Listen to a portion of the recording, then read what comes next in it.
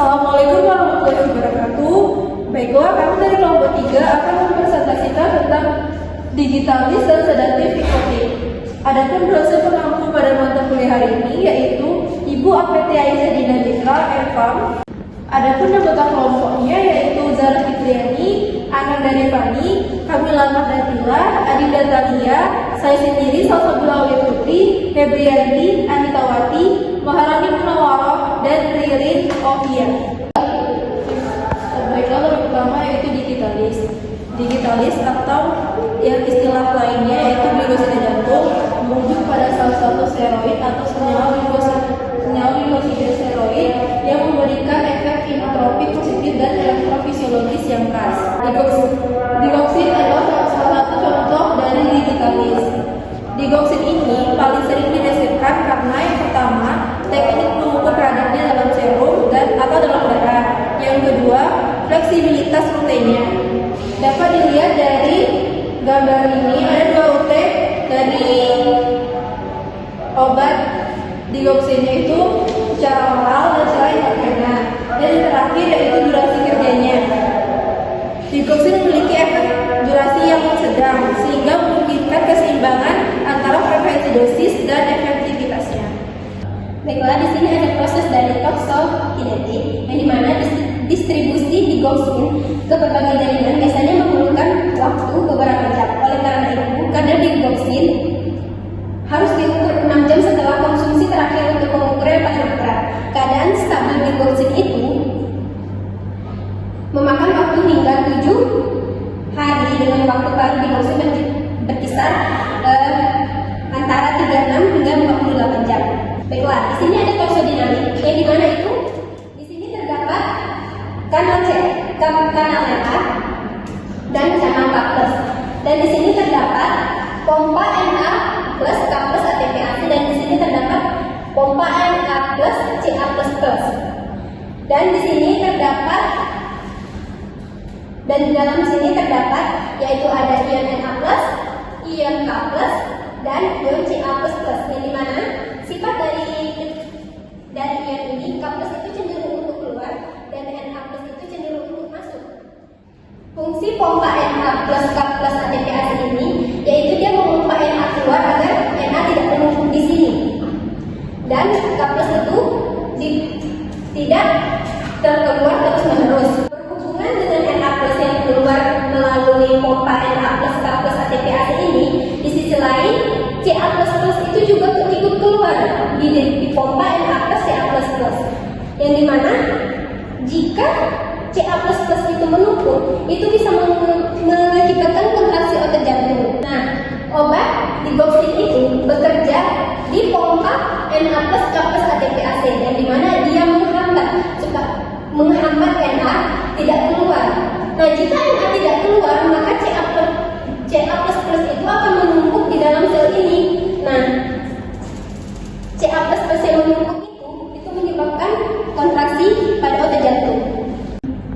Selanjutnya yaitu ada identifikasi racun. Keracunan digitalis dapat terjadi akibat konsumsi obat secara berlebihan, yaitu secara akut ataupun toksisitas kronis. Yang sering terjadi itu adalah penurunan peliras ginjal, gangguan metabolis seperti hipokalsemia dan juga hipokalesemia. Itu dapat membuat seseorang itu lebih rentan terhadap toksisitas serta beberapa interaksi obat. Keracunan yang sering terjadi itu adalah toksisitas kronis. Adapun tanda-tanda klinis dari toksisitas tersebut seperti gastrointestinal, neurologis, dan sering yang dikhawatirkan itu adalah jantung. Dan adapun penemuan yang tidak spesifik dari gejala tersebut itu seperti sakit kepala, malaise, yaitu ada insomnia, perubahan status mental, nyeri perut, mual dan muntah. Selanjutnya itu ada diagnosis keracunan. Diagnosis keracunan itu dapat dilakukan yang pertama pemeriksaan EKG, yaitu ada konsentrasi serum digoxin. Yang ketiga yaitu ada konsentrasi serum kalium dan juga ada BUN. BUN itu adalah blood urea natrium. Jadi adalah jumlah natrium urea dalam darah. Selanjutnya ada diagnosis diferensial itu seperti cedera ginjal akut, toksisitas beta blocker, toksisitas penambah saluran kalsium, hiperkalsemia, hipernatremia, hipogenemia, hipokalesemia dan juga hiponatremia. Baiklah, di sini ada beberapa pengobatan, di mana pengobatan melibatkan pengenalan diri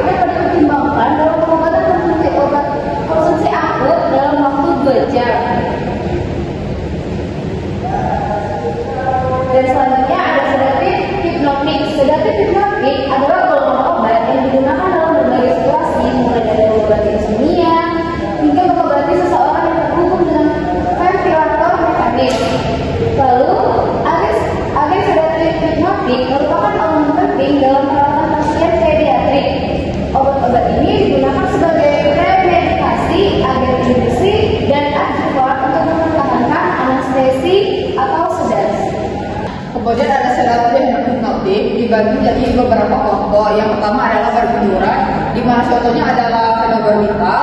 Kemudian yang kedua ada benzodiazepin, di mana contohnya adalah diazepam, dan yang lain seperti morfin dan alkohol. Adapun pada bagian samping ini, senyawa obat hipnotis sedatif itu terdiri dari 3 kelompok, yaitu benzodiazepin, barbiturat, dan obat lain seperti buspirone, chlorhidrat, glutamate, dan lain sebagainya. Adapun di mana diazepin memiliki 3 aksi, di mana yaitu aksi pendek, menengah, dan panjang. Di mana aksi pendek itu memiliki durasi paruh waktu kerja yaitu 1 sampai 12 jam. Dan aksi menengah sekitar 12 sampai 40 jam, dan aksi panjang sekitar 60 sampai 250 jam. Sedangkan pada barbiturat, ultra short action atau ultra pendek aksi itu sekitar 1 menit. Kemudian pada aksi pendek itu sekitar 15 sampai 40 menit, sedangkan pada aksi panjang sekitar 1 sampai 12 jam. Kemudian ada contoh obatnya itu yaitu ada sediaan oral dan intravena. Di mana pada oral kategori obat yang memberikan efek pada reseptor benzodiazepin di sistem saraf pusat atau RSP. Obat-obatan ini sangat penting untuk menghentikan aktivitas kejang. Dan pada intravena digunakan dalam perawatan kritis sebagai infus. Obat ini menurunkan tekanan cairan cerebrospinal dan hipertensi intraranial. Dan status epilepticus jarang terlihat pada induksi dan tidak ada insitasi atau aktivitas ekstrapiramidal yang terkait dengan penggunaannya. Selanjutnya yaitu ada interaksinya obat benzodiazepin yang memiliki efek efektif dengan berbagai obat lain.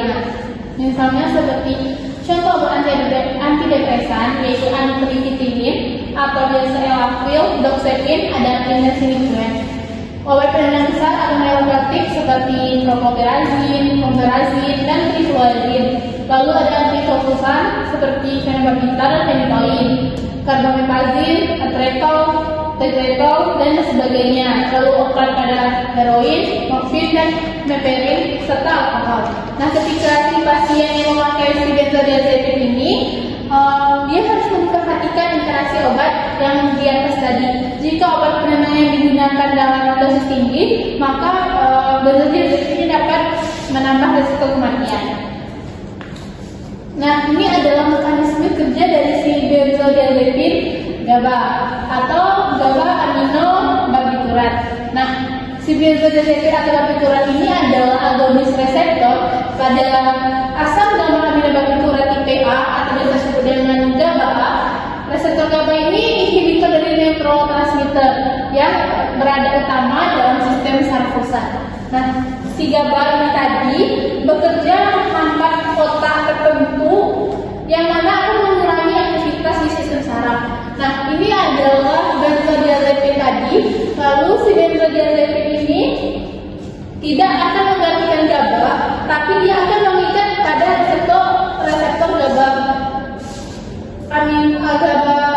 aminobarbiturat. Kemudian dia akan meningkatkan terhadap neurotransmitter kanal pada klorida sehingga si klorida ini akan terbuka kanalnya. Dimulai dari si GABA ini tadi kan dia lepas dari ujung saraf, kemudian dia akan meningkatkan dengan reseptor GABA tadi. Nah, setelah itu dia akan membuka kanal C-amin sehingga kanal C-amin ini akan masuk ke tubuh dan akan terjadi hiperpolarisasi. Setelah itu benzodiazepin ini meningkatkan pada benzodiazepin zat yang akan meningkatkan aktivitas si reseptor GABA. Setelah itu ikatan GABA ini akan semakin kuat semakin kuat dan lama. Setelah itu dia akan CL limitan yang masuk tadi akan masuk seperti lebih masif. Kemudian yang akan sehingga depresi CL tadi yang terjadi juga lebih lama atau yang disebut dengan antikonvulasi. Nah, si benzodiazepin tadi kan untuk mengobati tingkat kecemasan, stres dan sebagainya, yang merupakan saluran klorida berpagar ligan yang menyebabkan masuk ligan klorida ke dalam sel. Nah, si benzodiazepin ini akan meningkatkan efek pendapatan GABA sehingga dia akan meningkatkan frekuensi dan waktu pembukaan saluran. Sebagian besar si benzodiazepin ini dimetabolisme secara efektif oleh CYP3H4 dan CYP2C19 di hati.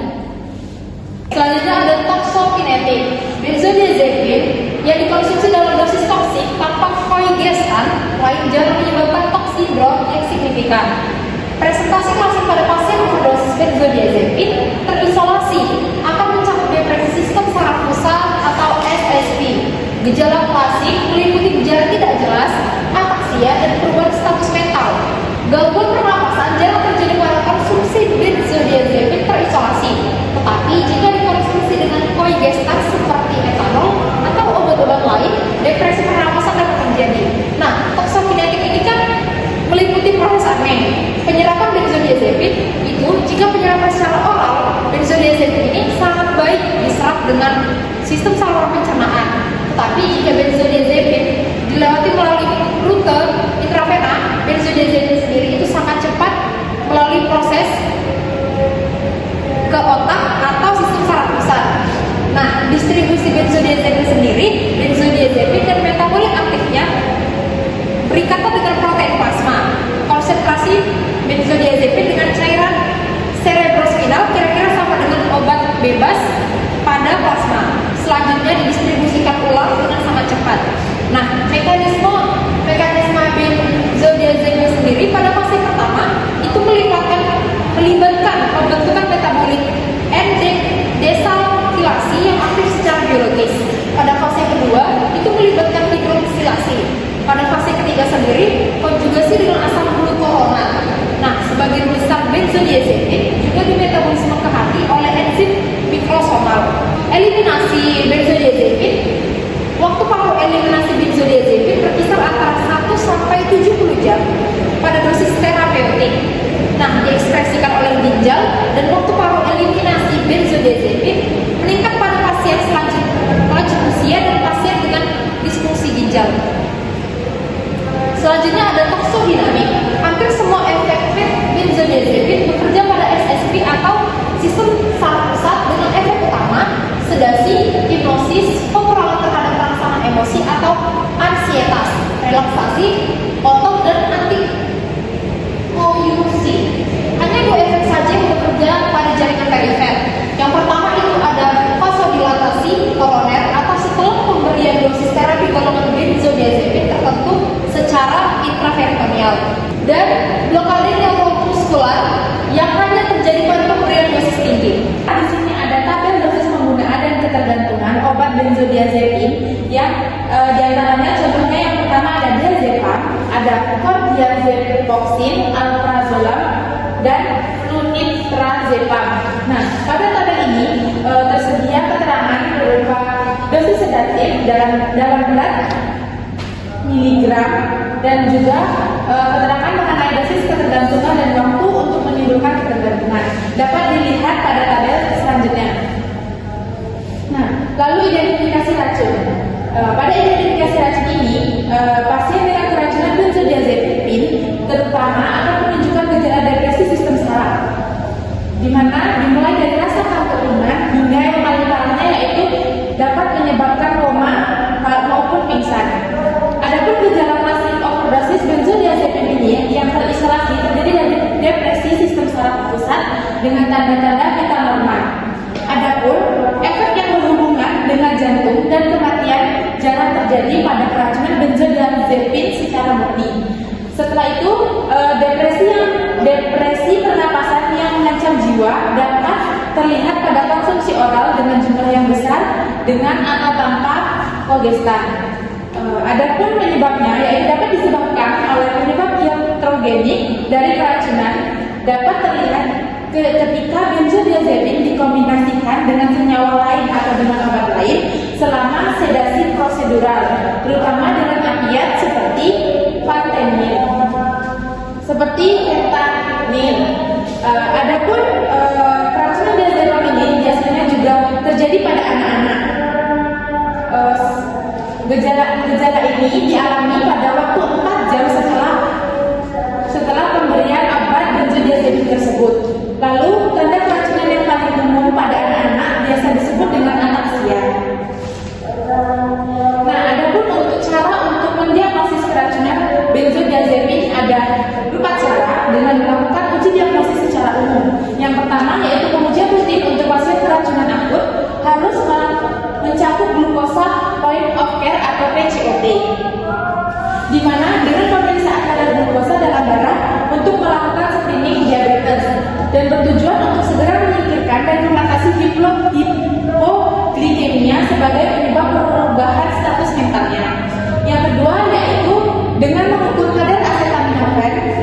aspirin bersama dengan etanol harus dipesan untuk mengevaluasi kemungkinan kongesti.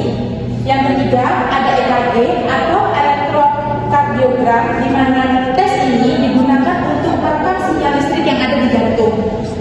Yang terakhir yaitu ada pemeriksaan urin. Nah, pada pemeriksaan urin ini digunakan untuk membantu mendeteksi kondisi kesehatan seseorang yang keracunan benzodiazepin tersebut. Benzodiazepin akut yaitu adalah perawatan suportif. Nah, ini dapat mencakup seperti intubasi endotrakeal yang akan memberikan manajemen jalan nafas definitif.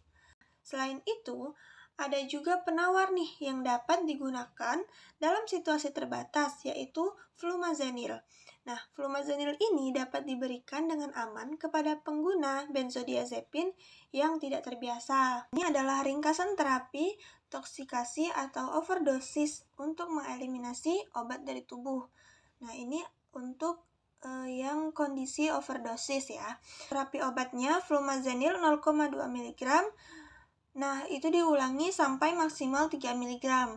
Kemudian terapi non-obatnya yaitu support fungsi vital. Kontraindikasinya itu jika kita mengkonsumsi obat TCA, nah itu dapat mengalami resiko kejang.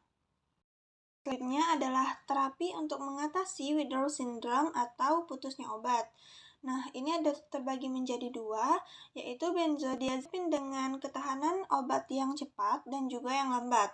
Untuk ketahanan obat benzodiazepin yang cepat, yaitu dapat dilakukan terapi obat dengan dua obat nih, chlorodiazepoksid 50 mg, digunakan dalam 3 kali sehari, dan juga lorazepam 2 mg untuk dilakukan 3 kali sehari juga. Nah, untuk menjaga dosisnya itu harus bertahan selama 5 hari.